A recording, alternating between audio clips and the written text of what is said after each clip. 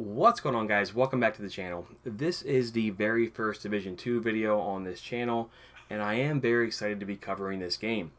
If you're late to the party like me though, you might be wondering what are some of the best and fastest ways you can level up in order to get that sweet endgame loot, and also to get ready for the endgame activities like the different world tiers, as well as the 8-player raid. So with that said, I'm going to dive right into what are some of the best ways you can level up early on in this game. So first and foremost, you want to make sure that you are doing all of your main story missions first. And I know that may seem basic, but trust me, you want to make sure you're saving things like side missions and other activities for the end, because all of these things scale to your level. A good friend of mine, Gypsy, pointed that out, so thank you so much for that. You'll notice here that these side missions, they do give me at this point, as a level 28, nearly 110,000 experience points. And these are going to be an easy way for me to go quickly from level 28 to level 30 and have access to the end game activities in this game. If I were to have done these side missions early on, I would have missed out on a ton of XP at the very end and likely ran into a wall and had difficulty going from level 27, 28, 29, etc. But by having these side missions available, I'm going to be able to do these things much easier. So focus on your main missions, and you want to augment that by doing some of these different unknown activities. You can do things like control points or other red activities on the map, but make sure you're saving your side missions for the very end because of how that content scales. Once you do your first handful of main missions, I think your next best bet is to then focus on getting the other safe houses unlocked throughout the map. So this might require teaming up with some friends. Maybe they already have these unlocked. If you have a friend who's gotten a bit further in the game, they can easily take you to every single safe house, and not only will that give you some additional experience points, but it will also allow you to traverse the map much faster by having these. Once you have your safe houses unlocked, you can then focus on going to each of these settlements, and that will let you see all of the different activities around that part of the map. So focus on your main missions, focus on getting your safe houses unlocked, and that will give you a lot of ease with which you can go throughout the map and focus on other activities to bump up your level. Focus on the side missions at the very end, and that's going to allow you to get to level 30 and get to that end game activity stuff. So with that said, what are some other tips you can use here to keep leveling up? I think you also want to focus on getting enough shade tech to get all your stuff from the Quartermaster. Of course, this is in the White House, and this will allow you to get not only the skills, but also to unlock perks. And the first perk I think you should go after is the one for experience. If you get these unlocked sooner, then you're going to get much more experience later on, and it benefits you to get these unlocked as soon as you can.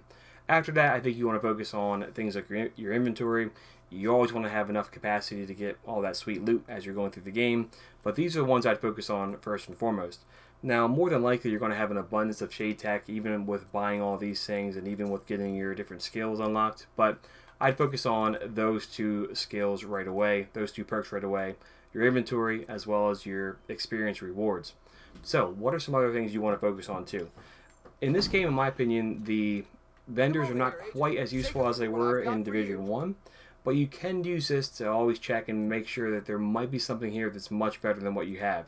So for instance, right now, this particular armor piece is quite a bit better than what I have, so this might be one where it'd benefit me to buy this and give me a nice jump. But more than likely though, I want to find something that's just as good if not better later on in the game.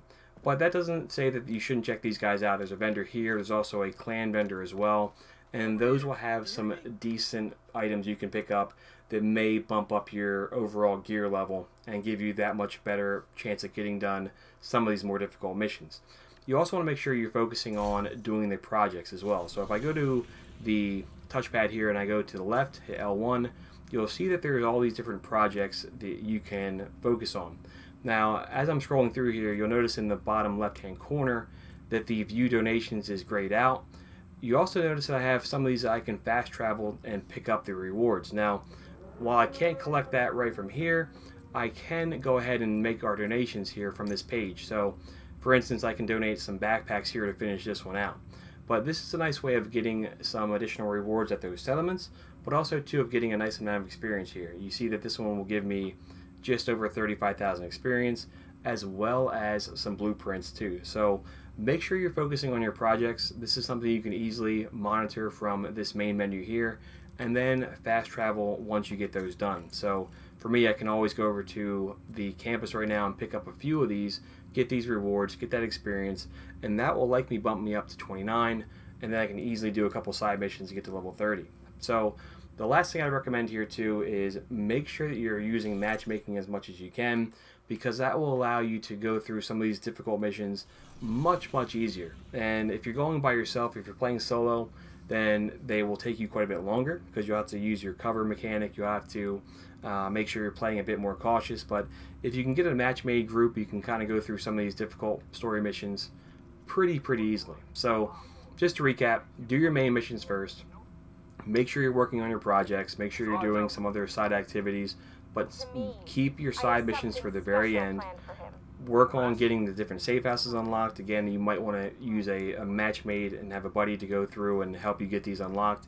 But once you do that, once you get to level 30, that's when the true game starts. That's when you start getting into world tiers. That's when you can start getting ready for the end game raid with your gear scores, things of that nature. But I wanted to make this video for anybody new getting into the game, anybody who may have not gotten it day one like I didn't, but also too to have you guys drop below in the comments what are some things that you would recommend for players getting into Division 2. Make sure you guys comment down below some different tips and strategies that you'd recommend, because we want to make sure everybody's having the best chance they can to succeed in this game. Guys, thank you so much for watching.